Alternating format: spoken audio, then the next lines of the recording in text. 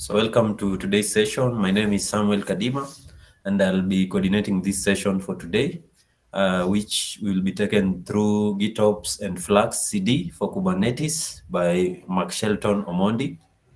So the quote of the day is, you must be the change you wish to see in the world.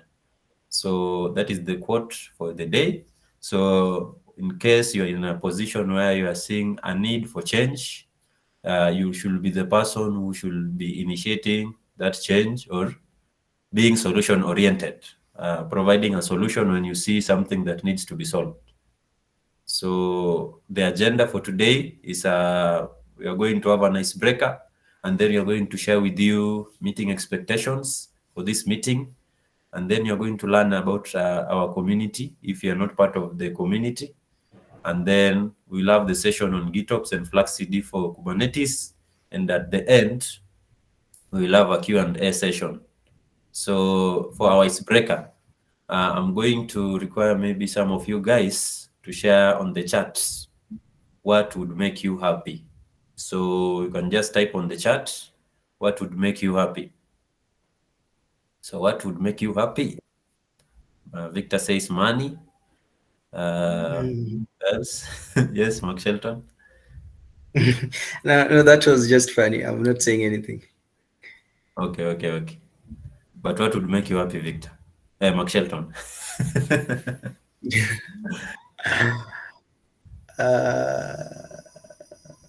One word. Okay. It can be many words, a sentence, a word, still fine. I feel the fulfillment or the feeling you have when you've accomplished something. I think. Okay, that is good. Anyone else? You can just raise your hand or type on the chat. I'll give you the opportunity to speak. You want to speak? So Rapando says awareness of life. So you want to say something about that, Rapando? What do you mean by awareness of life? Oh yeah, thank you so much, Kadima. I think for me, awareness of life is just understanding that being here and now is it. Not procrastinating, not thinking about the future. Well, of course, you can think about the future, think about the past and all that. But yeah, being here, that's it. Thank you. Okay, that is good. Marceline says better government. David Ngure says a vacation. That is good. And then who else do we have? So I think those are the only people. So of course, me, I would also be made happy by, of course, a long life, living a long life that is full of joy, having everything I want, and experiencing the world to the fullest. Yeah, that would make me happy. So I will move on to the next thing. Or Michael says, knowing is written there. What does that mean? Let me see. What do you mean, Michael? Knowing is written there. What does that mean?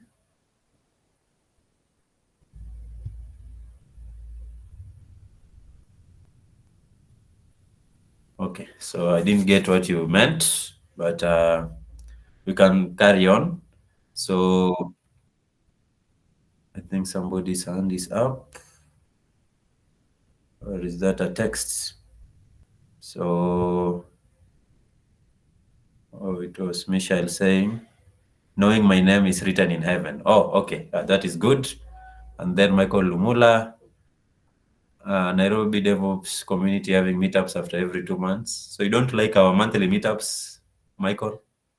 We normally have monthly meetups. Are they too much?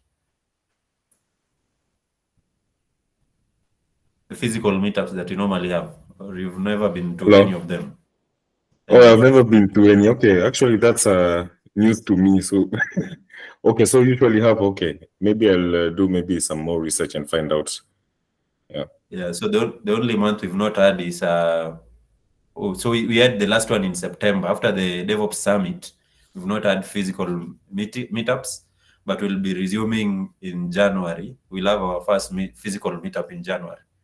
So, but we'll be doing that from January up to September for the physical meetups. Okay, that's okay. Because I'm 2 months old in Nairobi DevOps community. Okay, thanks. Okay, you're welcome. So for the rest, I think, okay, so I hope I have informed you too, David. You're saying that is news to you too. And Michelle, you're saying you're tired of Earth. Do you want to go to heaven? Do you want to die today or what's up? So I hope you don't want to die. So let me go ahead to the next things. So the in-house rules. So you should mute yourself when you're not speaking. Raise your hand if you want to speak. Use the chat box for comments and questions. Be respectful and be curious. Do not share any irrelevant thing. So just be respectful to others. So about the community, for those who are joining us for the first time, so we are just a DevOps community that bridges the gap between those who are new to DevOps and those who are experienced. What we do is provide an opportunity for people to network and also provide an opportunity for people to learn from each other. So what we are having today, this session is one of the examples of where we are having somebody sharing knowledge to other people in the community. So those who know something may not be knowing everything. They may not be knowing about every tool. So we have these sessions to ensure that those people who have not interacted with other tools can be exposed to these tools, and those who are new can also get the chance to learn something. So our mission is to create a supportive and inclusive community that values diversity and supports learning and growth. And our vision is to be a leading DevOps community in Nairobi and beyond, driving innovation and empowering professionals to excel in their careers. These are some of the members that help us in organizing these events. And we have more members. The slide is just not updated, but from January, we'll be having updated slides. And then in case you want to join our community, some of the areas where you can join and support us in are in running our workshops and talks, and also connecting us to professionals you think can add value to our community by maybe sharing their knowledge and also giving us feedback on areas we can improve. You can share with us ideas on how we can make the community better. The feedback can also be what I mean by feedback that can make us improve. Maybe these are things also that you may not like about how we are doing them, and then you just let us know. You criticize us so that we can do better. You can also share our posts, and we post on LinkedIn, we post on WhatsApp, we post on Twitter. So when we post there, you can retweet, repost, yeah, and even share on your status. You can help us, you can join us and help us in documenting our activities. So part of this is where we would like, we have physical events and we want something like a photography or somebody to shoot a video for us or to edit something, and also organizing events. So those are the areas you can chip in. So for our topic today, it's on GitOps and FluxCD for Kubernetes. And our speaker is McShelton Omondi. So McShelton, welcome. Thank you. Right, good evening. Let me share my screen right away.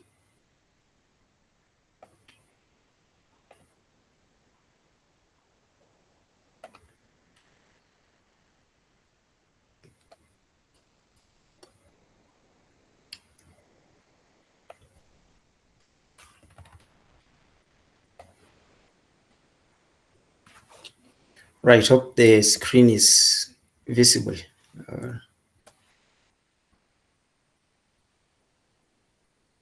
Is my screen visible or? Yes, it is. Okay. So maybe to begin with an intro, thanks so much for the invitation. And yeah, thanks for the invitation. I'm glad to be here. And at least today will be a day to learn maybe a new thing or maybe a new skill on your line. And I hope that it will be a good experience on your side. So my name is McShelton, Omondi actually. Yeah, my name is McShelton Omondi. And I'm a software engineer currently working at Open Capital Advisors, and charge of doing software developments and automations in RPA, and also things to do with company assets management and databases. So that's quite much of what I do currently. And yeah, today I will be the guy driving the show today on GitOps and FluxCD for Kubernetes. Quite a long topic, but I'll try to make it as simple as I can, and also make it as short as possible. I hope it will be also as short as possible. So welcome those who've joined, and yeah, these are what we are going to do today. We are going to first of all do an introduction to GitOps and FluxCD, maybe answer a few questions. What is GitOps? And when you're speaking of FluxCD, you realize it should not be one word. It should be Flux and then CD. And in DevOps, you know that there is CI and also CD. And we'll have to also get a glimpse on what is the difference, and will Flux do both of them or anything? And then we'll set up Flux and Git repo. So we'll just do a short demo, a very simple one. Ideally, not something you want to do for a production environment, but just a simple one and probably a best practice so that you can also kind of jog yourself on. So we'll speak on pull-based deployments and FluxCD, and then we'll kind of look into best practices and real-world applications of GitOps and FluxCD. So let's do an introduction right away. So what is GitOps in the first place? So maybe before I even get into reading the slides, I just want to give you a traditional way of how things work around development and production. So a traditional way will be a developer develops an application, and after they develop the application, they maybe git push to their Git repository. And in a traditional place, Git usually is used for version control, and it's used for maybe a source of truth, but it isn't used for deployment or anything. So in a traditional way, someone pushes their code and then will probably SSH to the server they are to work on. And if they're just running a dry deployment, they'll SSH and then maybe configure their server and all that, and then maybe pull the Docker the Docker images, and then create containers and then start running the deployment. But then on the GitOps side, you realize that when you're in the server now, just apart from the dry one, let's say you are running on things like Kubernetes. And for someone to run on Kubernetes, they'll have to give access to everyone who wants to deploy on Kubernetes. It means that if we are 30 developers, then I'll have to give everyone permissions to Kubernetes. of which will mean that like probably everyone has security, maybe stuff that will get maybe exposed outside there. In the first place, you have to SSH also, which means that by SSHing, you will have to share the, maybe if you guys are sharing the same private key, you'll have to share it with everyone. Or if everyone is, yeah.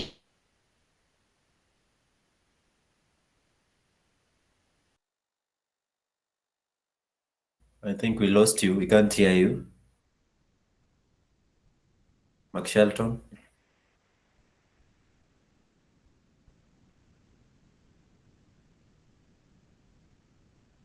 Behind deployment on without, where is it? Hello?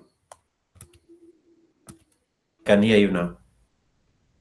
Okay, so, all right, so I hope that you didn't get me lost way back. Just for around maybe 30 seconds.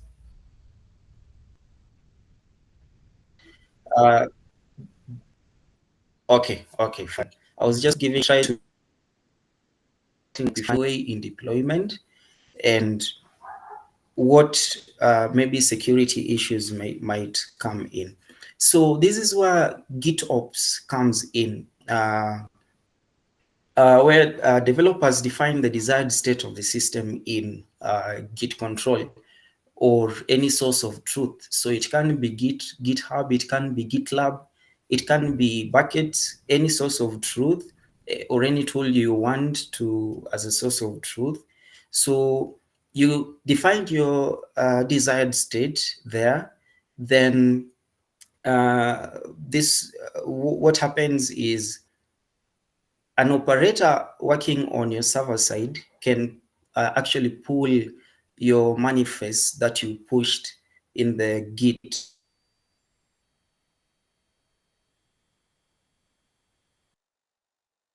I think we are losing you. Can you guys hear him? No, he's not clear. Not really. Okay. So you can check your connectivity. Deployments automatically. So the operator might be working desired state. For example, it may use Kubernetes to deploy applications, containers, or Terraforms to create and manage infrastructure sources. And this is not limited only to infrastructure resources, but also applications, of which in our example, you are going to use an application. So what happens is if the system drifts from the desired state, the GitOps operator, of which in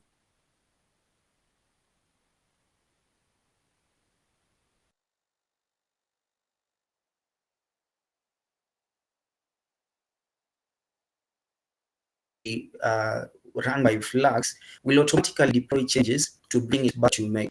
And this can happen also when maybe a bad actor comes and pushes a code and the code is outdated or the code has bugs. What happens is when it throws an error on deployment, Flux will actually roll back automatically to the initial or the previous version. So something to note is GitOps is a development methodology that uses Git as a single source of truth mostly. So for managing infrastructure and applications, it is what language can I use?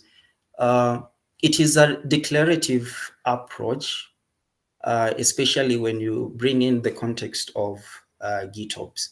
Now, in deployments, you can have the declarative approach or the imperative, especially when you're working with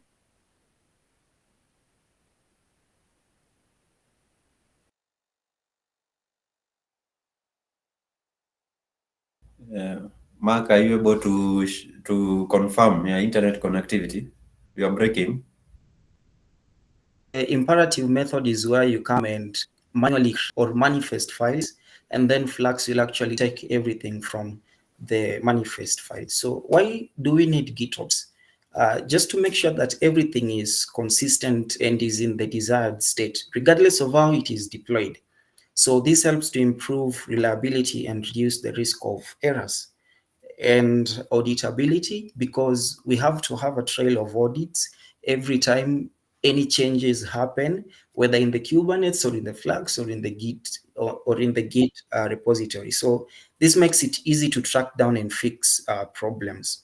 So it's also good for collaboration. I think earlier I've mentioned the bottlenecks that can happen in collaborations, in that if you have a server, everyone has to come to SSH for them to do their deployment. But when you implement GitOps, at least no one interacts with the server, at least directly, apart from maybe the admins or the top tiers or anything. But sometimes you just have to allow the team also to get a look into the server or anything, because you won't be there for forever anyway. And automations, that's quite self-explanatory, in that you just push to Git, then Flux does everything on the other end. So FluxCD. Now let's talk about FluxCD, continuous deployment or delivery. So we realize that Git is always versioned. If you're doing your applications, probably in the JSON file is somewhere you've created a line called version, and then it versions your application. And so Git also makes sure that the Git history remains intact, and that the previous version won't conflict with the next version. They're treated very separately. So FluxCD is a GitOps continuous delivery tool for Kubernetes. It is a CNCF, quite just an organization like Nairobi DevOps community. It's not a big word. So CNCF, graduated project. So they quite have a few incubated projects. I think also Flux 2. I think the latest Flux should be on incubation. I'm not sure of that. It's been long since I checked. So these are also the people who gave us Helm chats. If maybe you've interacted with Helm chat. So FluxCD works by pulling. Sorry, the word there should be pulling, not polling. By pulling a Git repository for changes, and then automatically deploying those changes to Kubernetes. This means that all you need to do is trigger deployment. To trigger deployment is to make a change to your Git repo and then push, and everything Flux will handle from the other end. So Flux also supports a variety of Kubernetes features, including deployments and services. If you've worked with Kubernetes, there's always that place of kind. So the kind can be deployment, can be services, can be config maps, can be secrets and persistent volumes, and even Git repositories. And you realize that when you have all of these YAML files scattered everywhere, you have to bring in things like Helm charts, which will actually just make shall I use the word containerize all your YAML files. So also a good thing is, if you really want to learn more of Flux, kindly just go and look into Helm and how Helm works and customize. So we've spoken of declarative automation. Declarative deployments, which makes everything just automated. So Flux allows you to describe the desired state of your Kubernetes cluster in Git, then automatically synchronizes the cluster to match the desired state. So I think this is just a repeat. Auditability, and also makes everything collaborative, and also it makes it quite scalable, in that your applications are easily scaled and managed regardless of their complexity or however large your Kubernetes clusters may be. I know when you're advancing with Kubernetes, you might work with things like actually Flux itself. You might work with things like hard tenants and soft tenants when you're working with multi-tenancy, and you'll realize there's a lot of complexity behind Kubernetes and Flux. And when you get your grip on Flux really well, I think you'll find how easy Flux makes things around Kubernetes. So Flux is basically just Git-centric package manager for your apps and infrastructure. So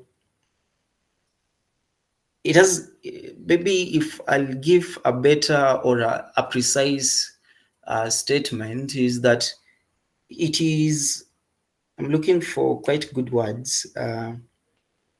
It is a set of continuous and progressive delivery solution for Kubernetes. I think that's quite a good summary of it. Even if you look at Flux logo, I wish I could, I don't know, just let me escape then. Maybe I can show you Flux logo, how just from Flux logo itself, you see there is kind of a very vague thing, then the thing itself. So just to symbolize a progressive and continuous way of deployment from one state to another. State here means typically versions.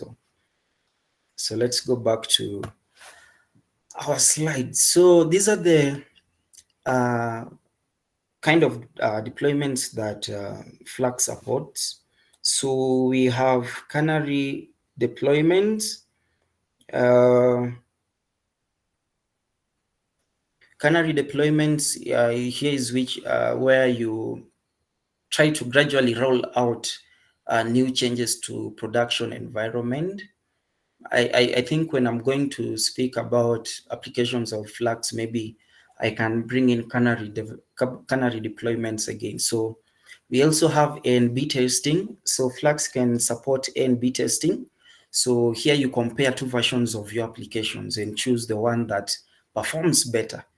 And then we have blue and green deployments. So this is basically switching between two versions of your applications with zero downtime. So what are the benefits of Flux? Reduce the risk of human error, of which we've spoken of so much, huko nyuma. And then it helps improve speed of deployment. So deployments are quite faster when things are automated. Then it increases reliability of deployments. So Flux can help to ensure that deployments are successful and that applications are always in the desired state. So you can utilize things like notifications and all that, which are basically part of Kubernetes. So it can improve collaboration. That has come up so many times. So, all right, now to the interesting stuff. Setting up Flux and Git repo. All right, so I hope I'm sharing my screen. All right, so I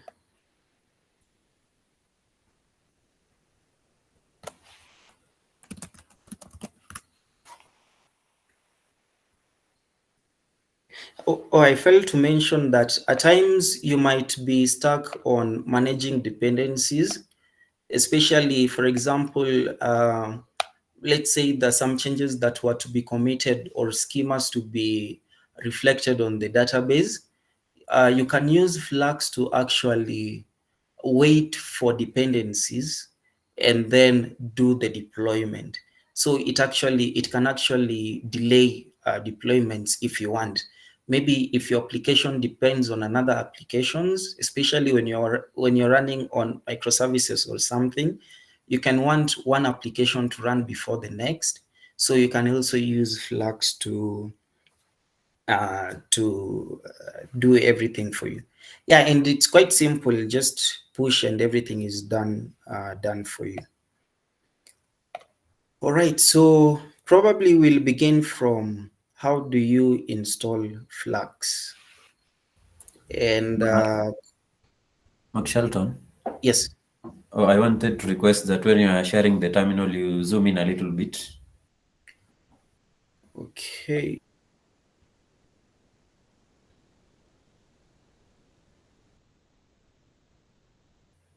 When you are sharing the terminal, not what we are seeing right now.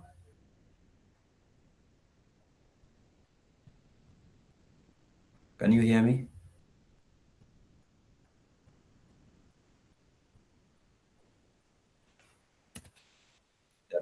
Hello. Yeah, I think that is That's okay. better. All right. So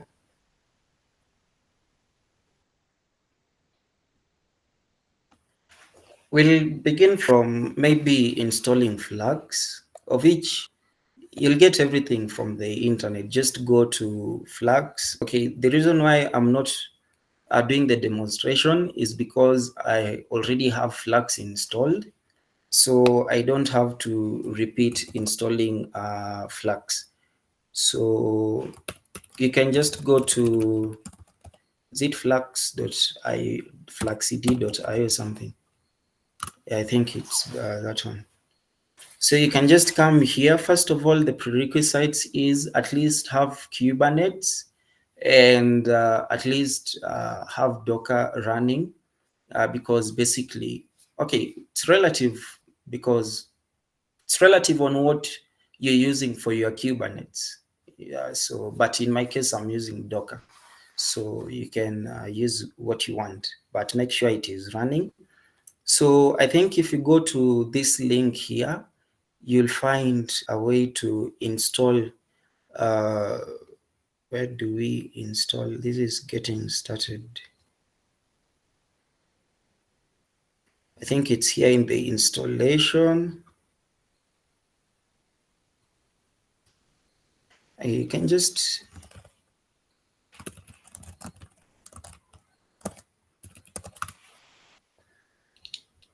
I just want to walk you through.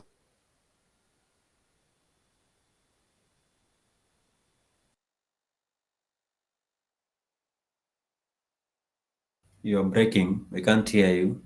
Install Flux. When you're using Windows, it's as simple as when you're using if you're on Mac, you can use brew install Flux. And if you're using Bash, so this can be Mac or Linux. So you can also use EA. This one is when you're working with a Linux. Yeah, I think those are the ones I know. This one I don't even know what it means. Right. So yeah, that's quite it. Just installing Flux and just making sure that you have Kubernetes running, and yeah, that's all.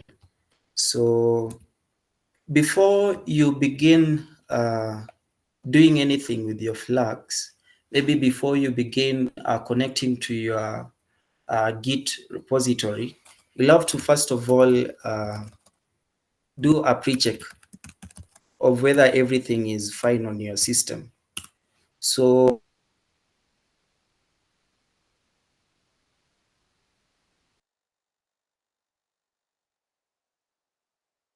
prerequisites, then right, it's done. Sorry, I'm using a very bad PC. My PC just crashed. It's on a clean.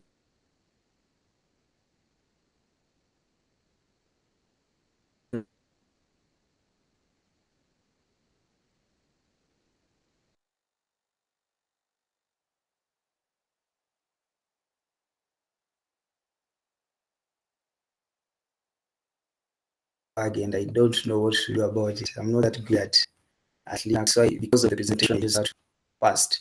If this doesn't come up, know that there are a few things that you need to work on so that it can really work. So now that Flux is working and our system is set, we can just come and create a Git repository right away. So I can come to Git and can create a new repository. So I think this is quite familiar with everyone. So let's call this DevOps Nairobi. Okay. So you can, for this, we won't do any git ignore. We won't do any readme. So no license, just a bare repository. Yeah. All right. So this is the Git repository that we are going to use. And so we'll just come and link it with our application. So before the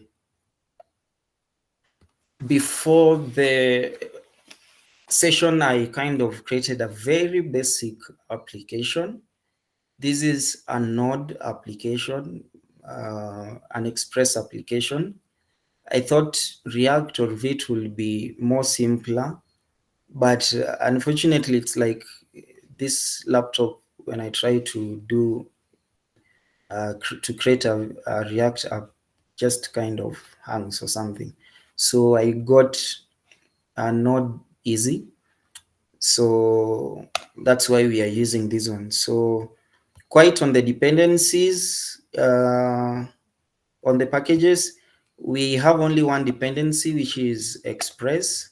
So for those who don't know how to create an Express app, just do a node init, then flag y, just to mean that just autofill everything. And if you're doing React, I think it's npm x create React app or something like that. Then you can add a latest tag or anything. And the same thing with Vite. So I won't go to those places. So something about our application is that it's running on MJS. So okay, basically I know that most of you are familiar with TypeScript files, which are TS, and JavaScript files, which are JS, quite vanilla. So for my example, I just wanted to use ES6 module. So that's why I'm using MJS. So whether you use JS or MJS still will work for you. So no big deal, right? And we create our start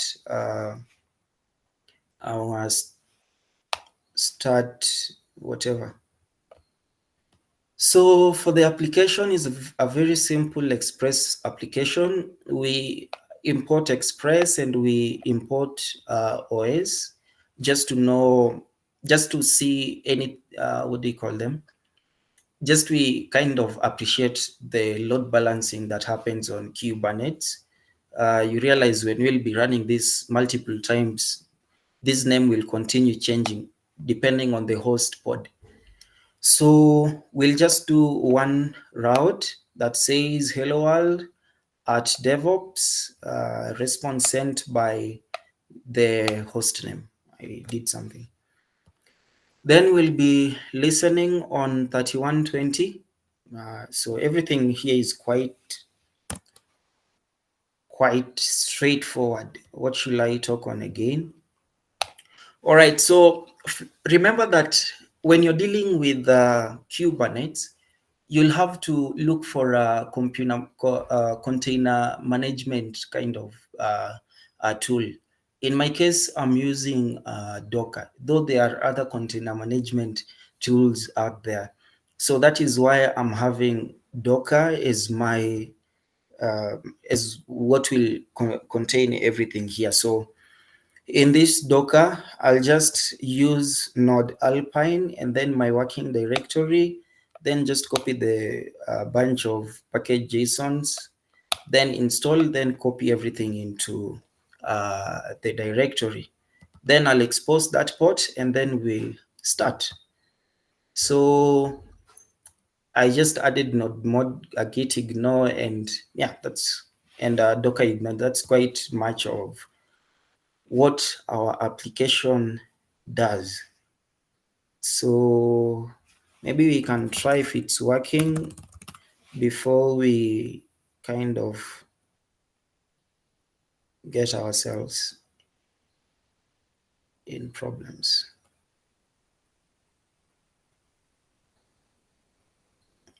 Okay, port 3120 is already in use. So we'll just change that to, let's make it 30.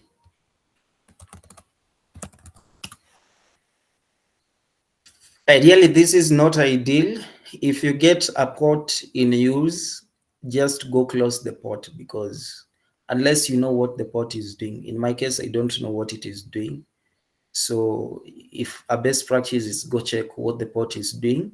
If it's nothing, if it is nothing, just do away with the port. So, right, our server is listening on port 3120. So if we come to, let's do localhost 3130. Sorry, it should not be 3120. Right, that is working. So our app is up and running. I have to, oops, where is the file? Right, so I think that's all. So for your case, probably you'll be having a complex application or something, and this is quite way low anything that is in the real world. So we are just using it for the presentation. So the first thing I'll do is kind of integrate my application with Git. So a good thing, Git actually, if you're new to Git or something, when you create your first repository, kind of gives you everything here. So you don't need to do quite a lot of work. So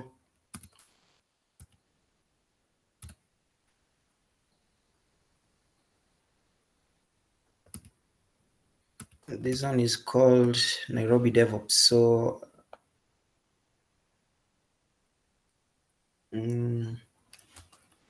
let's do this first. We'll CD to, I hope it's there.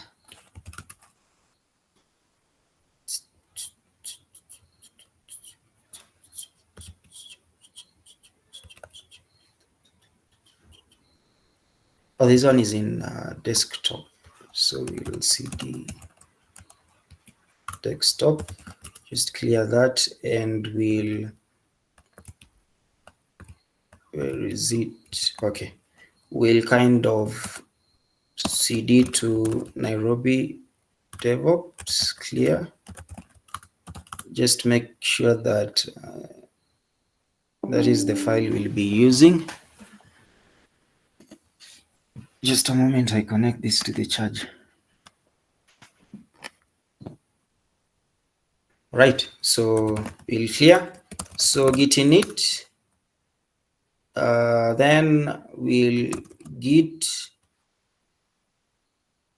and then we'll kind of add everything that we have. Then we'll git commit for message. Maybe you can say first commit, clear that. So we'll just kind of git branch. If you are confused on what I'm doing, I'm just following what is here. So just to make it more simpler to follow. So then we'll git remote, add origin, then kind of come and copy this guy and paste it there. That should work. So if everything goes well, we'll get it to upstream and main. I hope it works. Nice. So that one works. If we refresh our Git repository, we have our application in our Git in Git. So probably this is where your project is at Git, just resting in Git. But now for this tutorial, we are going to kind of get things a little bit interesting and connect everything with Flux.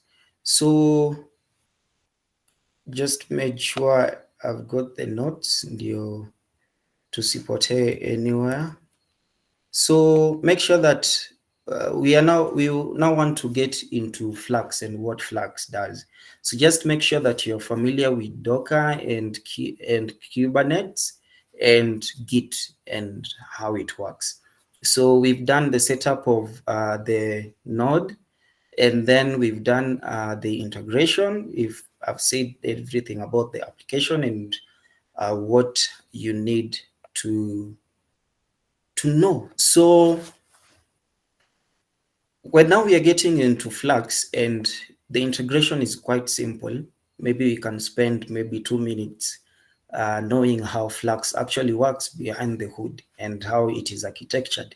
So basically, it's a set of Kubernetes controllers, and controllers actually just handle the life cycle of objects in the Kubernetes. So if anything happens, things like when you create, when you delete or update anything, the controllers actually does everything in your Kubernetes. So maybe you can just take some time also to again look into Kubernetes and what it does. So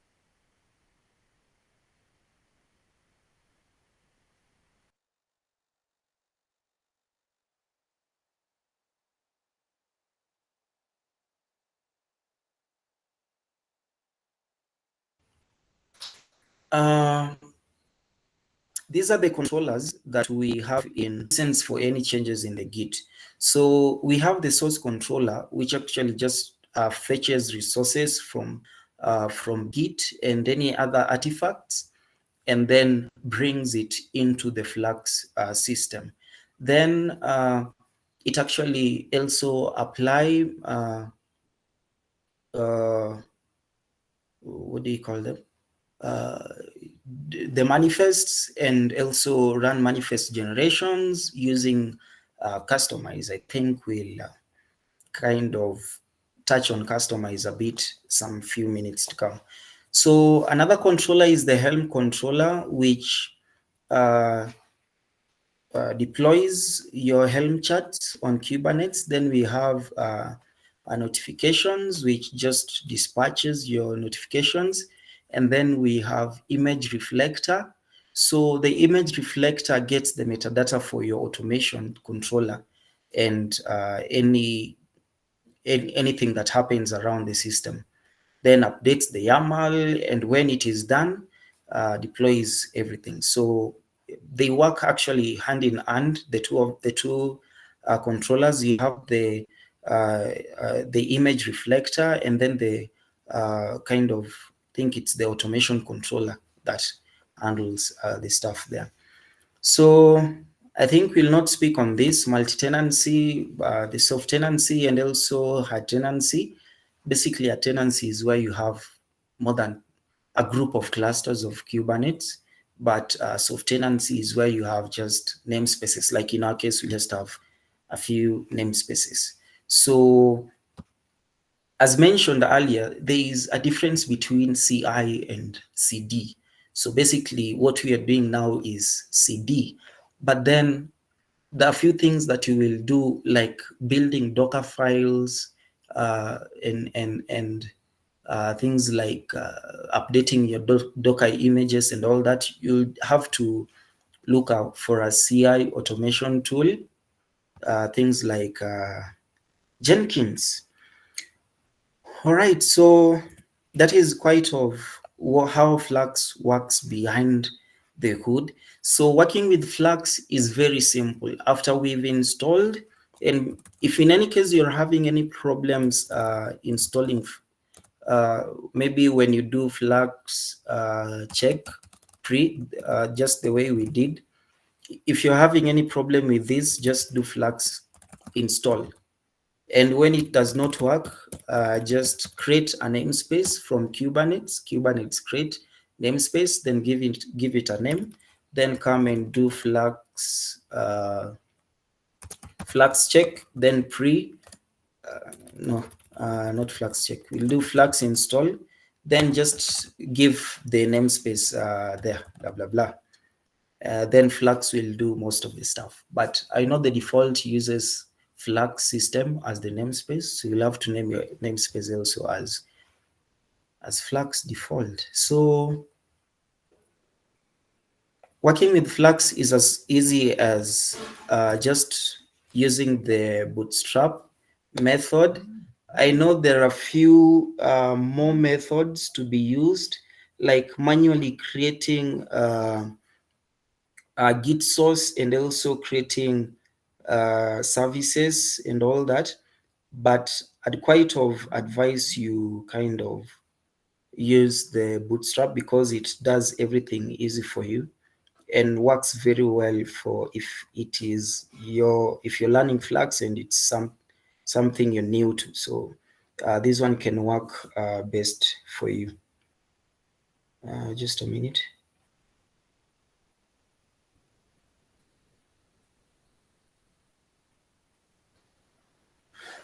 All right, so before we run this command, I just want to tell you what this command does.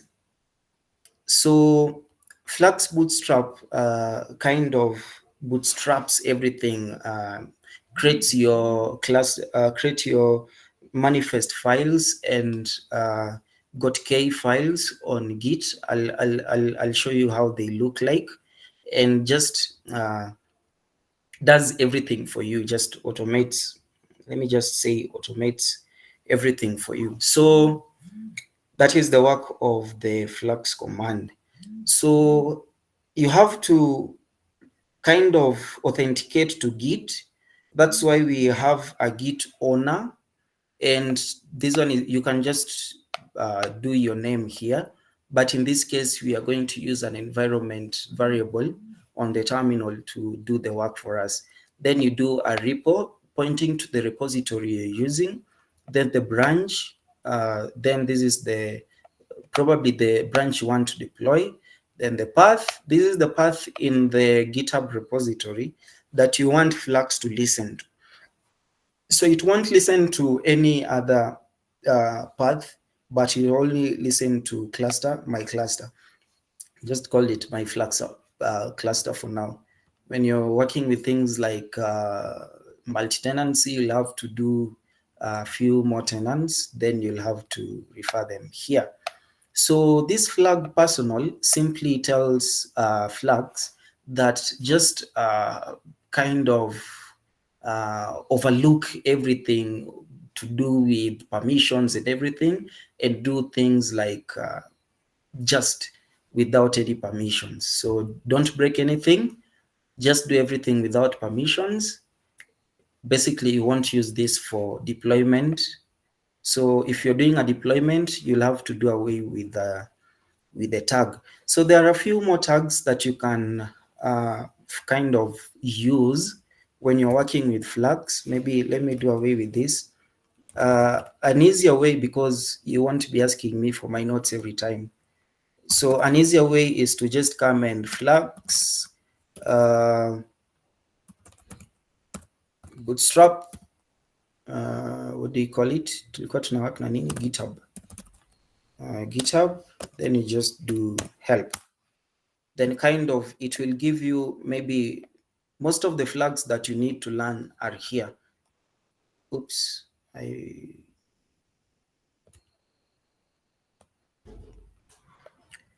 so most of the flags you'll need are quite here, so you won't need to kind of look quite anywhere. If you didn't find it also there, just go for the documentation. You'll find them everywhere. So we'll first of all create these environment variables for us to log into, for us to authenticate to GitHub. So for Linux, okay, I'm using git bash, so kind of uses a few commands from Linux. So here I'm using export. When you're using Windows, maybe you'll use set. And when you're using at Linux, there'll be no need, you'll just do your variable. So in our case, we'll just do export.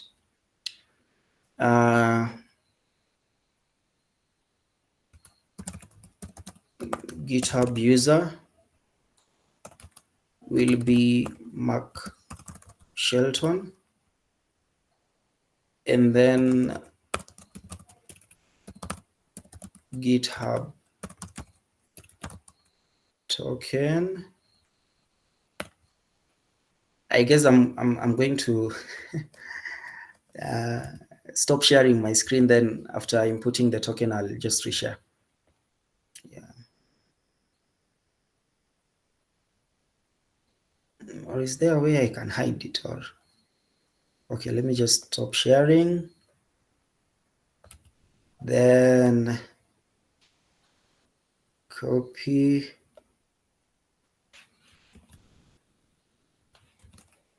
Then paste. Right. Clear. Kind of does not clear the terminal anyway. So let me reshare my screen.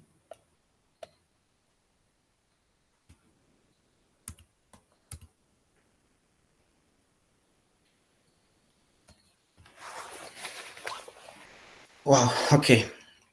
So just if you want to confirm that your environments are working, just kind of echo. For example, now I can echo my GitHub user and it will give me McShelton. So that's kind of just a way to, but I think that only works with Linux. I'm not sure with Windows. Just you can also just check.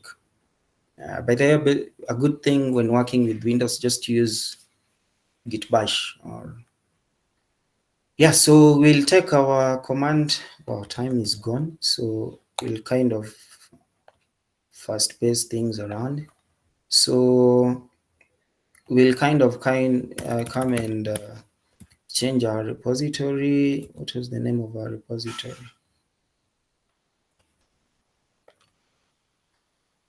This repository is called DevOps Nairobi.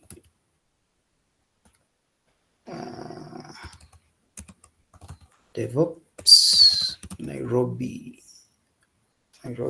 Okay. So for our case, this one will be listening on intervals. But if you don't want yours to be listening on intervals, you can just come and add this flag. There is a flag called sync garbage collections. So it will work on Git changes. So when you push, it does the trigger.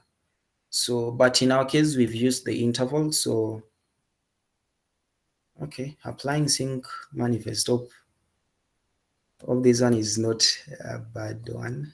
Okay, nice. It is. Maybe let me look for something I've not mentioned as that continues. Yeah, I think anyway, you can, a lot of documentations in Flux anyway, so you can just go and check them out. So, wow, taking quite longer. The Flux bootstrap command, you can run it however many times you want. So this command here, you can just run it any amount of time you want, and especially when you want to add any of these flags. For example, if I want to make sure that it always points to the same container registry, I'll use the container registry flag. If I want it to work on Git changes, then I'll use garbage collection. So for now, I've run it on only these flags. If I want to add any flag, I'll just run the same command again. It won't do any harm, at least from the experience I've had with it. It won't do any harm. It will just redo everything. So this one is quite taking time. Let me run the command again. Okay, you can just stop it anytime you want and run it anytime you want. So quite does nothing harmful.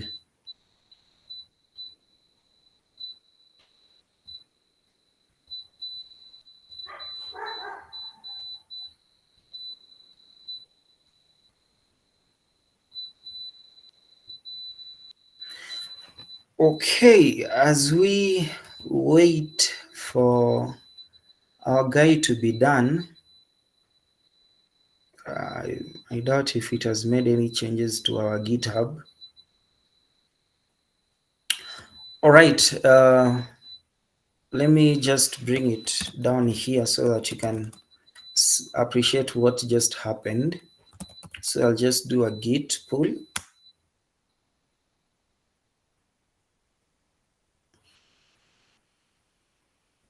Then takes long and long. All right. And yeah, fast forward. So if you've realized, there are a few changes that have been done to our Git repository. You cannot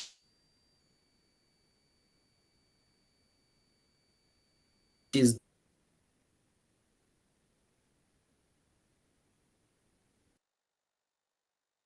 Hello, Mark. You are breaking. We can't hear you.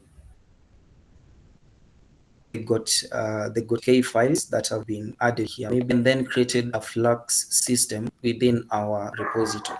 So the got K files actually just kind of these are do not edit files. So Flux will generate all these for you. So what they do is just kind of tell Flux how we'll be operating around here. So the syncing files and customized files.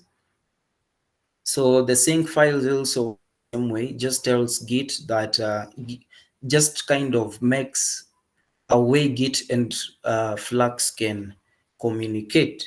So what we'll do much on is the customization file. So the customization file, not that it is K. Okay, maybe you can be confused if you've read Kubernetes for a while. You know that we have customize, and also we have a customized fold controller in Flux. So kindly don't confuse the two. Those are two different things. Don't confuse them, but kind of just communicates with the Kubernetes API. Okay, when you've looked at the Kubernetes architecture, there's always that service called Kubernetes API that kind of manages any control between outside parties and Kubernetes. So this is where we are going to refer our files or reference our files.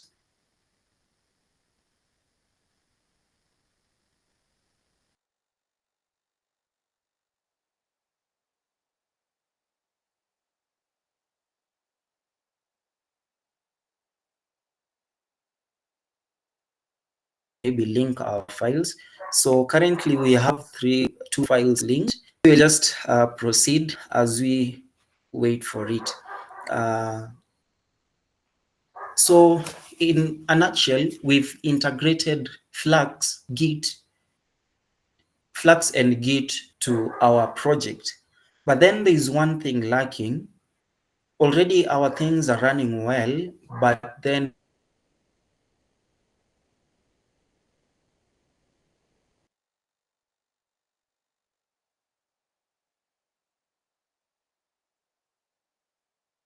the problem is, so I know that when you're working with YAMLs, this is quite a common thing. So YAML, I don't know, it has a weird definition, but just the Y stands for beef.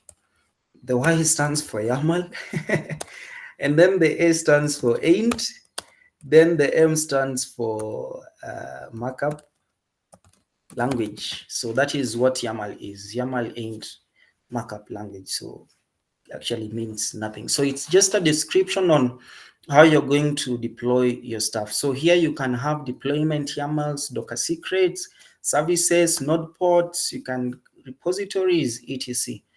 So we want to link our deployment files. So here I can come and kind of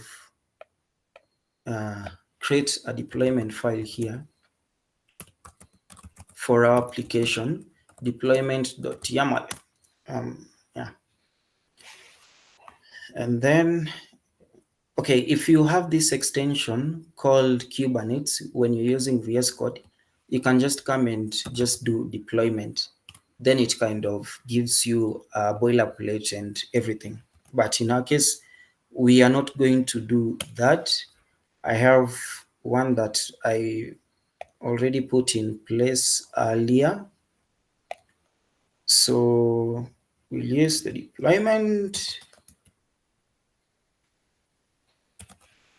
So instead of pre-run, maybe let's say NB DevOps, copy.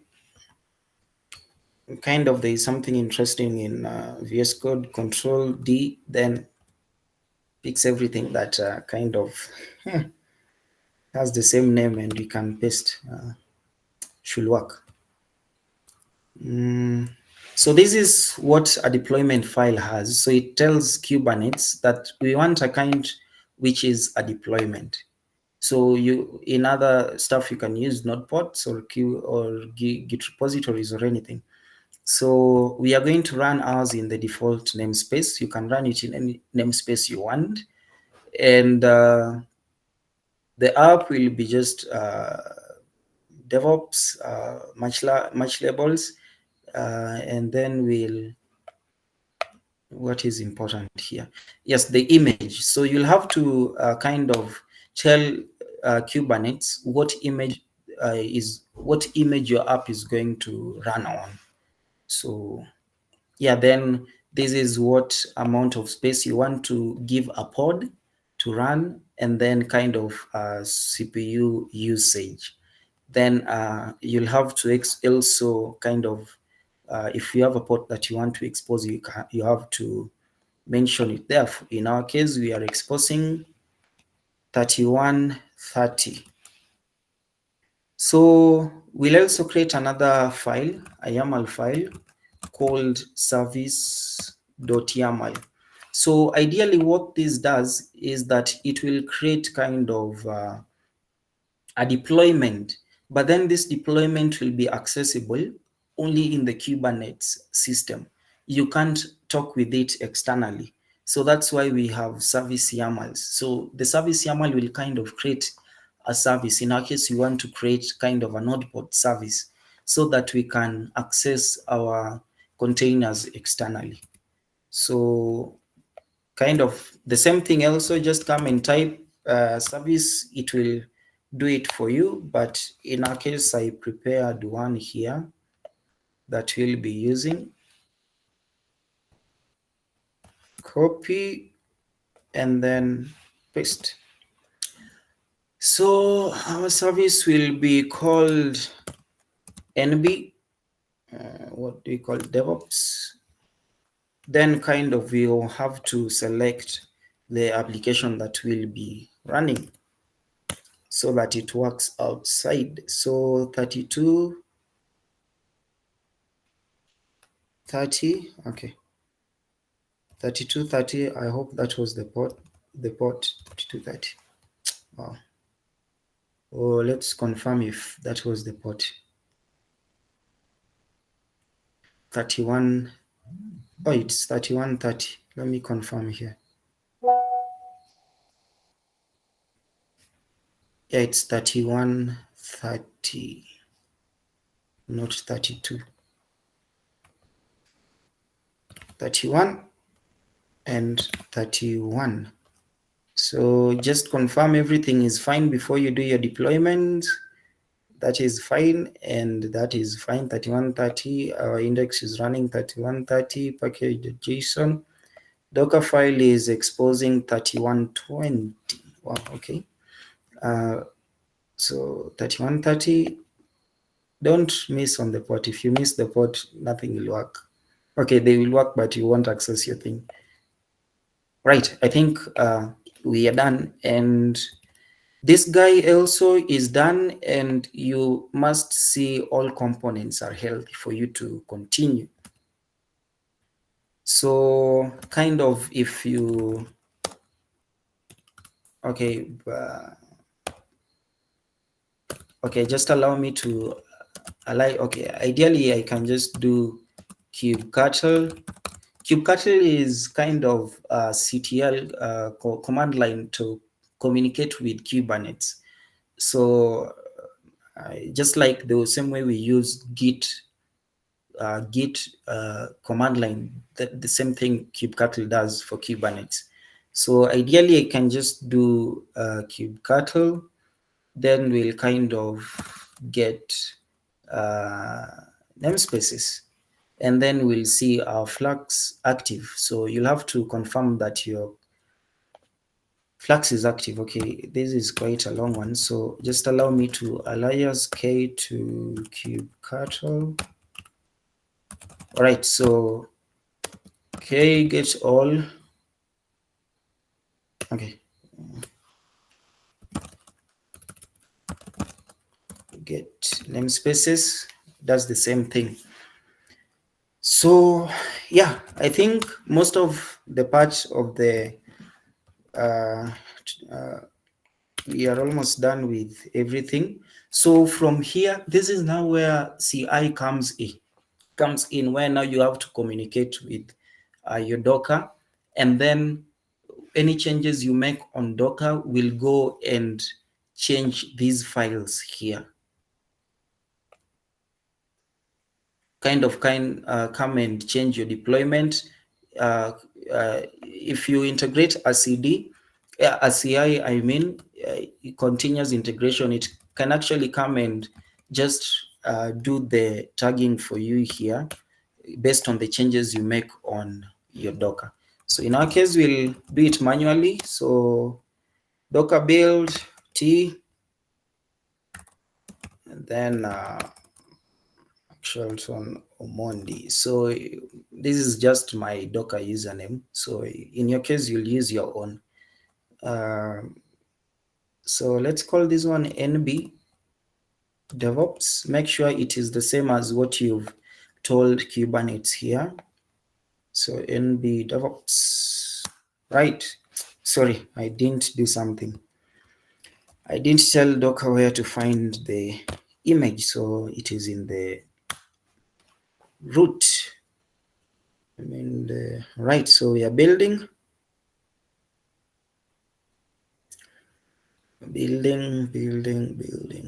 Watchman on the walls of Zion.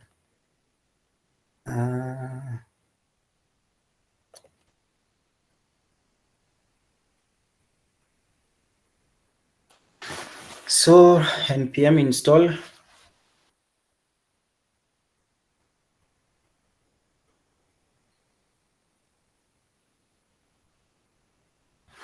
Okay, as it is installing. Okay, for you to get everything, well, you just have to wait for it to finish everything. So ideally, this we are doing manually, but then if you integrate a CI, continuous integration, maybe with Jenkins, when you do a git push, it actually builds your images, your containers, and also kind of changes your deployment files, the manifest files, and then kind of pushes it to your Docker repository. So taking long, copying. So maybe I can show you a few cool tricks with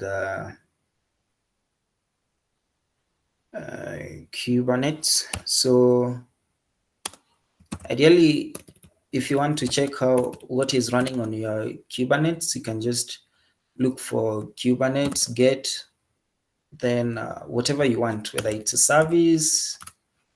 For example, here we have only one service running, which is the default one of Kubernetes. You can get pods.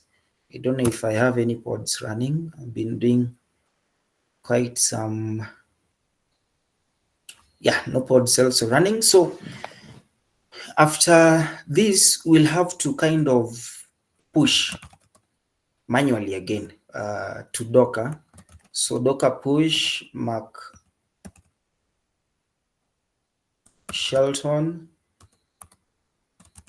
Omondi NB DevOps. Okay, it will just tag it latest automatically.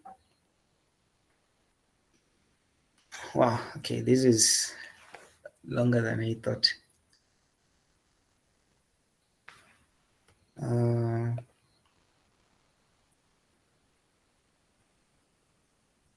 So in the meantime, we can also be pushing our items, or what we call artifacts, to GitHub. So because I've made changes to my Git files, to the deployment files, I'll just git add, git commit, just ignore those many warnings. Message, maybe let's say deployment files. Well, when you're working on a prod, make sure your message is quite elaborative and people can know what you did. Then we can git push. Oops. So our Docker is up. When we kind of come and look into, I have many windows open. So when we go to Docker Hub, I don't know, it should be hub.docker. Yeah. So if you go to your Docker Hub, you'll kind of find your, okay, it's taking, I don't know why it's my PC or it's just the net. No, it's a PC. Kind of takes long to even type.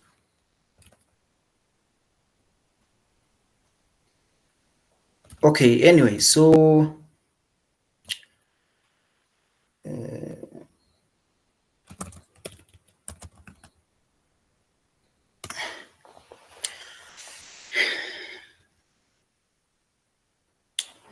yeah, I think that quite did all the integrations we needed, and so kind of Flux will kind of what do you call it? It will kind of reconcile everything that we've pushed to GitHub to the Kubernetes, to our Kubernetes. So if we kind of, maybe I can show you a few more commands here. I don't know whether I included them here.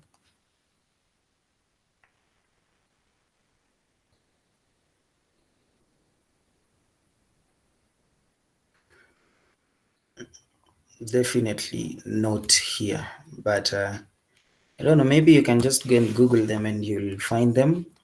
But if you kind of now, let's get like the pods. File still not, no resources, maybe Flux.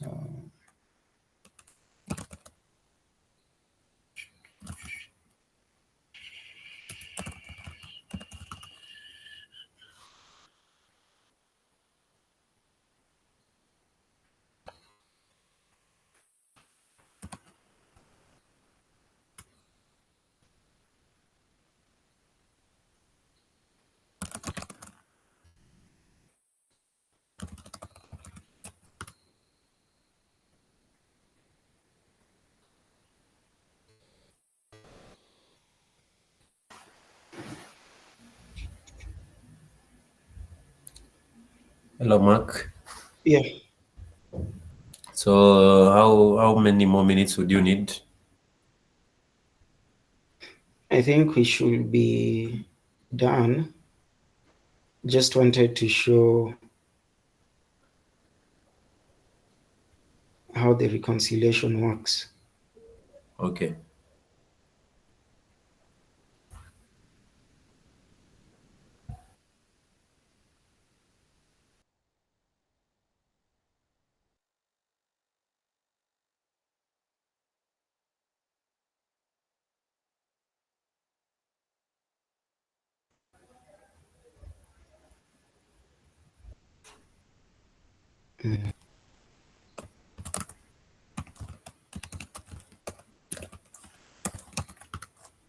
So those commands, you can just kind of find them somewhere. Just you can't lock them in Google or anywhere.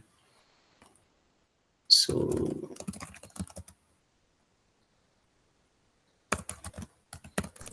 we'll just keep this one to be open.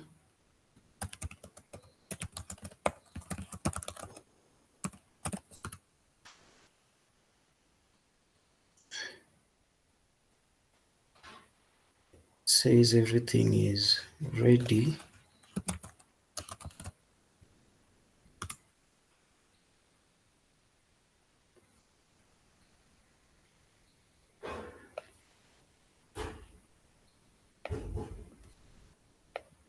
I don't know what interval did we use really.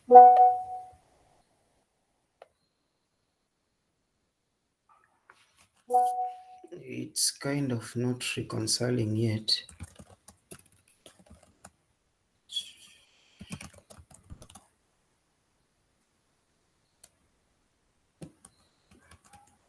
Mhm.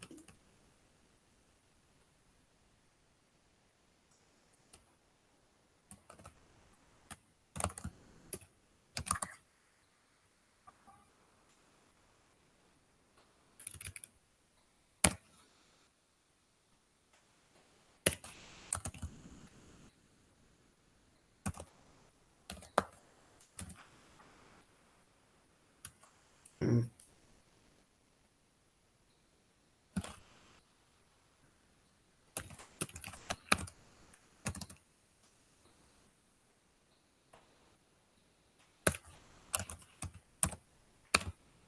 It's like we used a very long interval. So ideally, what we did when we are doing Bootstrap, we did an interval rather than any changes in, rather than any trigger by git push. And from the look of things, it's like we did a very long interval. I didn't quite have. Yeah, but anyway, that's quite much how Flux works. Wait, the interval is 1 minute. Why is it not? It should be reconciling actually after every minute, unless I messed up somewhere. Wait, actually, we have a control files image, selector, webhooks. Everything is running quite well.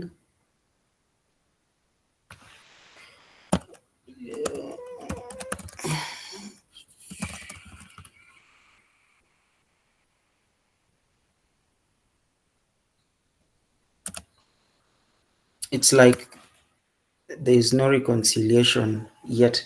But anyway, after a while, you'll see things being reconciliated here. And that's quite much it. When you try getting your pods again, okay, nice. There is a reconciliation happening somewhere here. So if we did everything right, cube cattle get pods should be kind of creating a few pods for us. Or did I miss something really? Is that the same namespace you have in your deployment? The default one? It's the same namespace.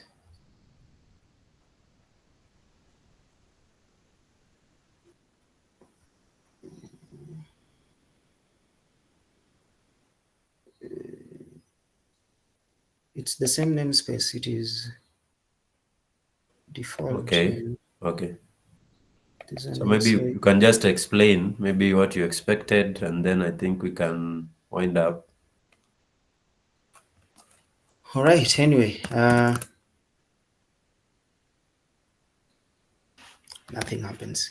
So yeah, that's quite much of how you do your integration with Flux, and it kind of does everything for you. And I know where we went wrong. I did not. Yeah, this is where we went wrong.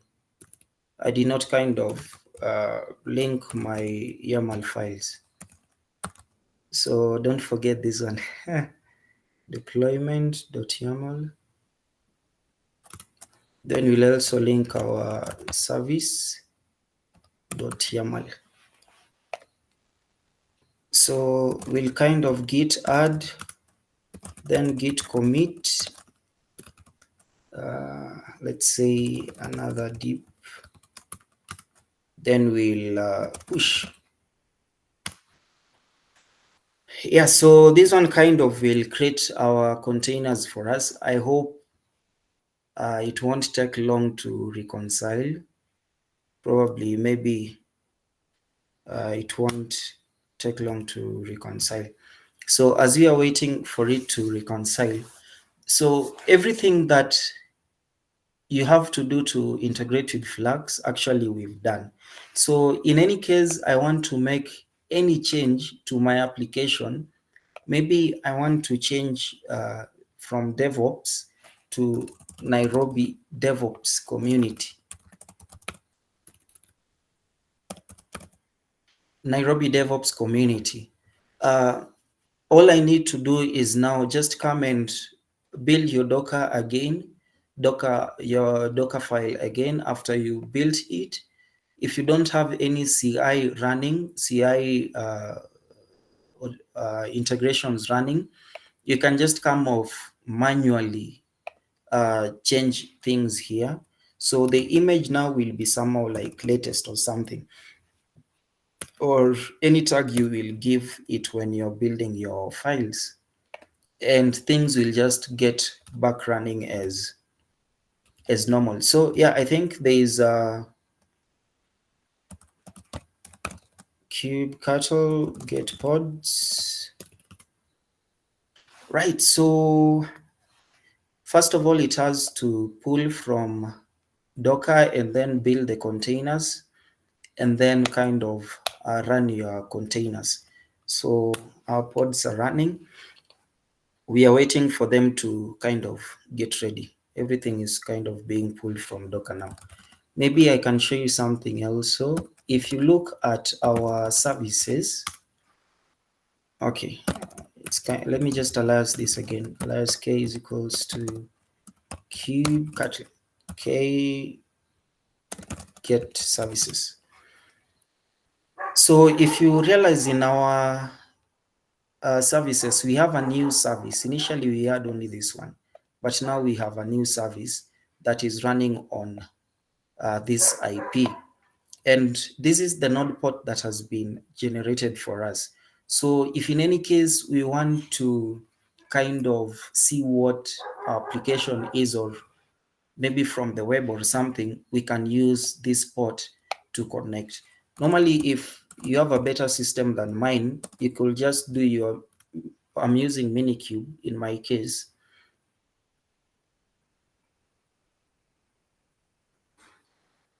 Okay, something happens in my Minikube, but anyway, so it will give you kind of your IP, and then you can ping, or maybe you can just go to the web and do the port here. And in our case, this won't work because this PC is something else. So in our case, we'll do something like Minikube service. then we'll kind of DevOps service, kind of use this name here. So I'm not sure if our containers are done running. Okay,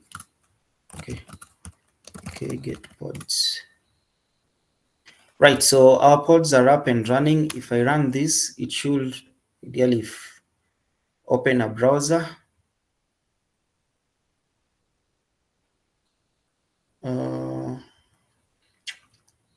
Yeah, so I'm using tunneling. I'm tunneling everything because I didn't configure this PC to do the things you want. So yeah, this is the application we've made, and these are the pods that are running. If you look at our deployment files,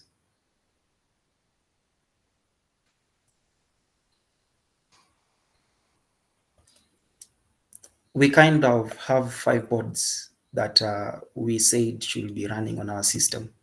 Yeah, that's why we have. So this is the pod name and all that. So things are working. So maybe to show you what happens if the changes I said are made.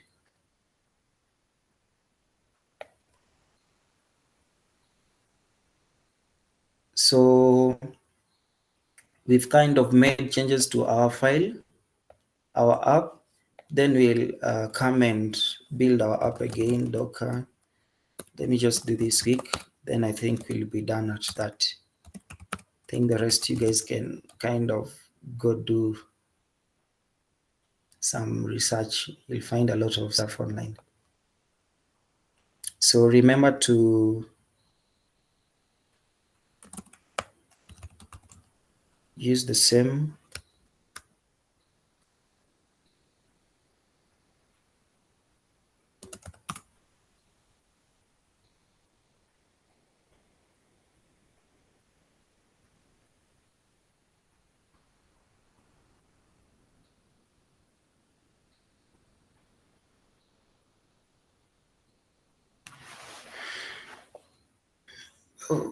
so in the meantime, let's edit this guy.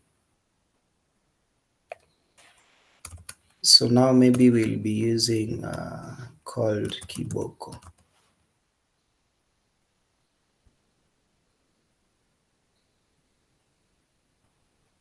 So ideally this should be done by your CI, not manually.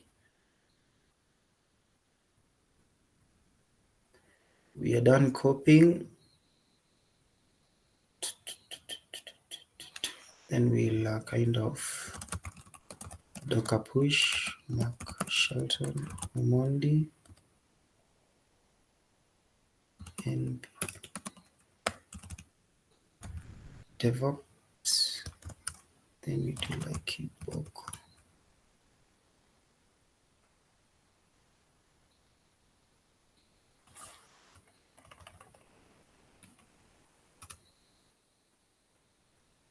Hey, what?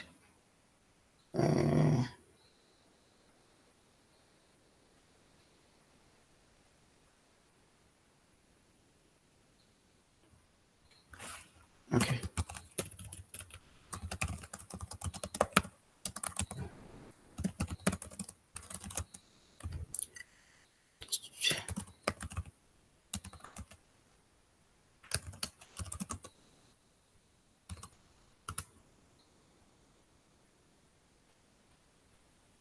Anyway, if things goes well, your stuff should work quite well. Unfortunately, because of time, I would kind of won't find a chance to show you everything.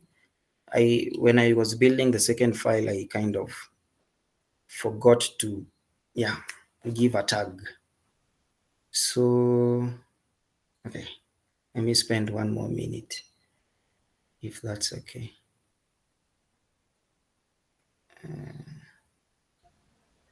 I think you can just finish up. Okay. Because we are way past time. Yeah. So Docker push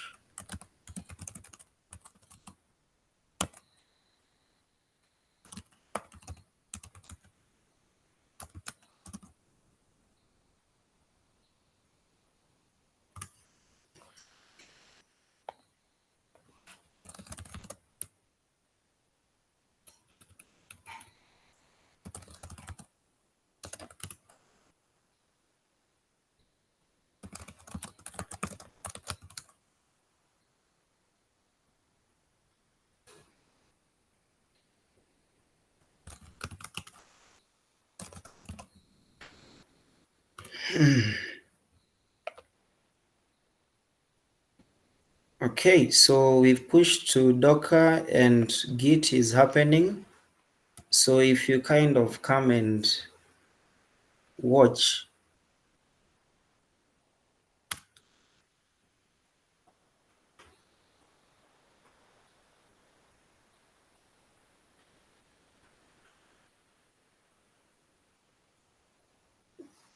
so there's a reconciliation in progress. So if you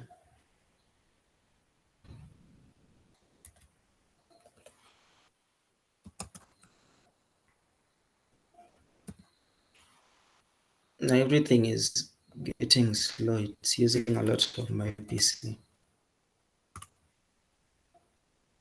I think we'll just finish at that because the PC itself is very slow now because we are running like 5 pods.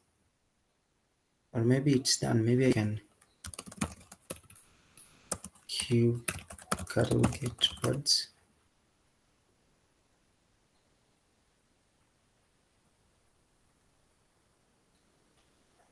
I don't know whether that's the reconciliation that is running, but if it is, it should change somewhere here. If not, meaning we'll wait for the reconciliation to work for us to see it there. Anyway, even the site itself is loading. I think that's much because I have to close the pods. My PC is now getting very slow. So time is much spent and the topic is quite huge. You guys can just go and find a few tutorials online. I think will be of very good help. So Kadim, I think I'll get it back to you because time is much spent. Okay, thank you so much for the presentation and for everyone who managed to join the session today. Thank you. So this, for those who are new to the community or those who would like to join the community, you can scan the QR codes that I'm sharing and you'll be able to join the community. So you can join our LinkedIn and WhatsApp, those are, and Twitter. Those are the active channels that we have, most active ones.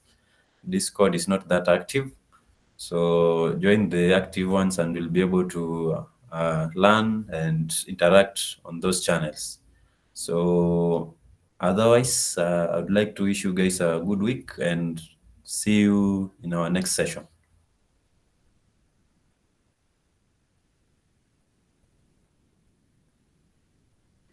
All right, see you too.